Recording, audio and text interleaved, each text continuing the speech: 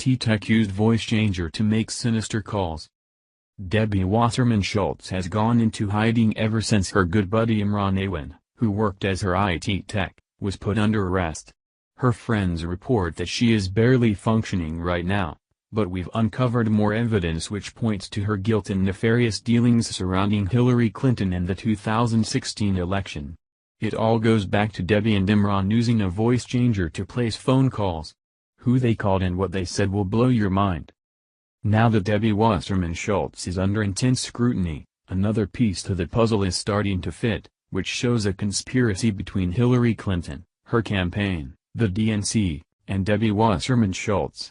Everyone remembers back in July 2016 when evidence came to light proving that the DNC had been suppressing Bernie Sanders from getting the nomination.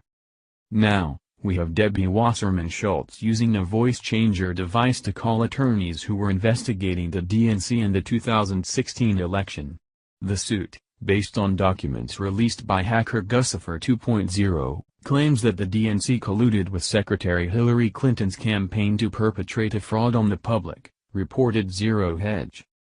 Attorney Elizabeth Lee Beck's office received a call in May 2017 from an individual who was apparently using a robotic and genderless voice-changing device, sniffing around with questions about the DNC lawsuit filed over cheating in the 2016 election.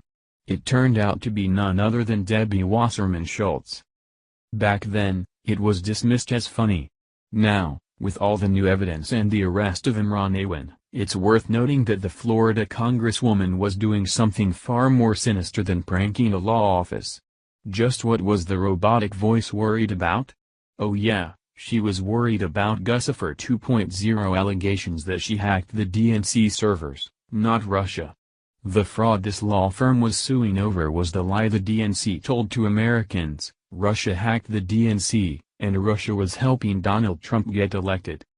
Here's the exact language on the lawsuit. On June 15, 2016, an anonymous hacker known as Guccifer 2.0 released documents purportedly hacked from the servers of the Democratic National Committee, DNC, the formal governing body of the Democratic Party, and the coordinator of the 2016 Democratic presidential primary race.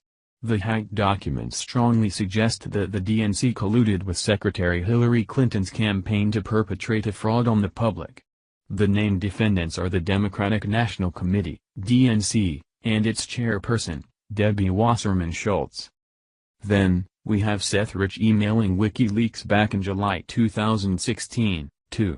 Of course, we know how his young life ended, and now, the retired homicide detective hired by his family is linking the Awan arrests and Debbie Wasserman Schultz to Rich's murder.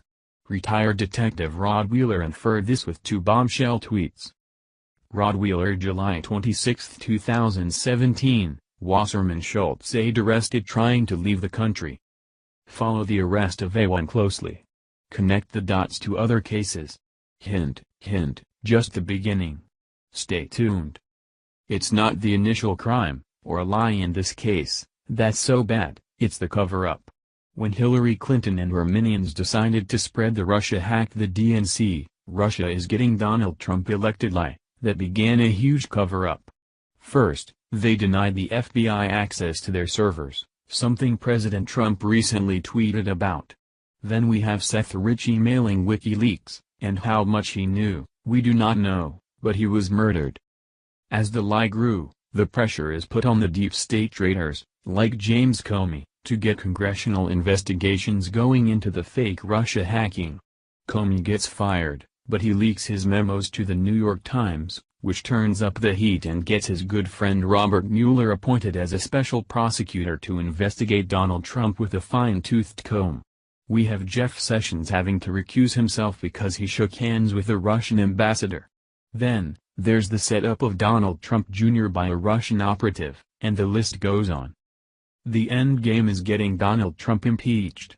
Mueller's authority as a special prosecutor is vast. If he can fabricate dealings with Russia, the Democrats will start impeachment for real.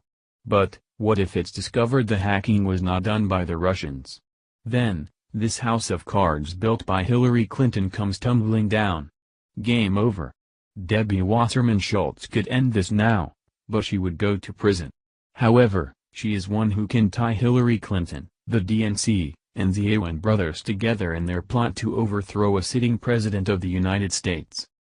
Thank you for watching. What do you think about this?